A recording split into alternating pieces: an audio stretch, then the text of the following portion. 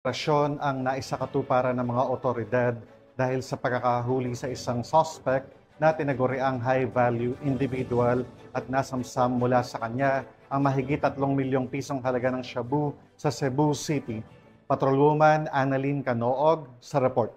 Mabay na naaresto ang isang lalaki matapos itong mahuli ng halos 3.5 milyon na halaga na hininalang shabu sa nilunsad na bypass operation sa Supa Street, Barangay Sawang Calero, Cebu City noong 22 ng Hulyo sa taong kasalukuyan. Kinilala ni Police Captain Gian Carlos Reyes, Officer in Charge of Police Station 6, Cebu City Police Office, and suspect na si Raymond, 30 taong gulang, isang high-value individual at residente sa Tiulawis, Alaska, Barangay Mambaling, Cebu City.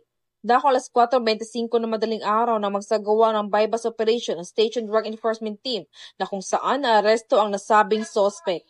Nakumpiska mula sa suspect ang 2 pakete at 5 large nut tied plastic na hininalang shabu na aabot sa 510 na gramo at may standard drug price na 3,468,000 pesos.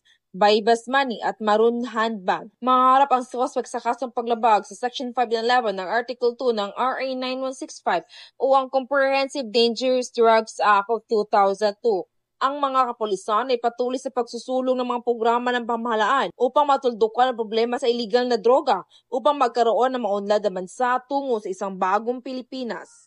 Mula dito sa Cebu City, ako ay ang PNN correspondent, Patrolwoman Annalyn N. Canoog, alagad ng batas, tagataguyod ng Balitang Pulis.